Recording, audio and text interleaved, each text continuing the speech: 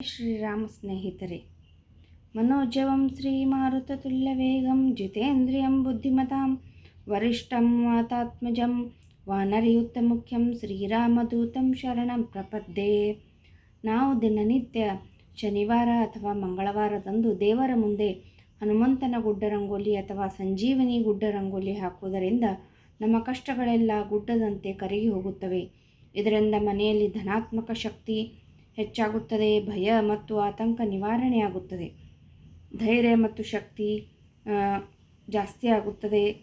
ಸಂಜೀವಿನಿ ಪರ್ವತದೊಂದಿಗೆ ಹನುಮಂತನ ರಂಗೋಲಿ ಬಿಡಿಸುವುದು ದೃಢತೆ, ನಂಬಿಕೆ ಮತ್ತು ಅಪಾರ ಶಕ್ತಿಯ ಸಂಕೇತವಾಗಿದೆ.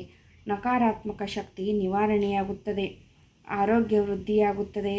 ಹನುಮಂತನ ಸ್ಮರಣೆ ಹಾಗೂ ಸಾತ್ವಿಕ ರಂಗೋಲಿ ದರ್ಶನದಿಂದ ಮಾನಸಿಕ ನೆಮ್ಮದಿ ಮತ್ತು ಆರೋಗ್ಯ ಸಮಸ್ಯೆಗಳಿಂದ ಮುಕ್ತಿ ದೊರೆಯುತ್ತದೆ. ಮನೋಜವಂ ಶ್ರೀಮಾರುತತುಲ್ಯವೇಗಂ ಜಿತೇಂದ್ರಿಯಂ ಬುದ್ಧಿಮತಾಂ ವರಿಷ್ಠಂ ವಾತಾತ್ಮಜಂ ವಾನರಯೂಥಮುಖ್ಯಂ ಶ್ರೀರಾಮದೂತಂ ಶರಣಂ ಪ್ರಪದ್ಯೆ.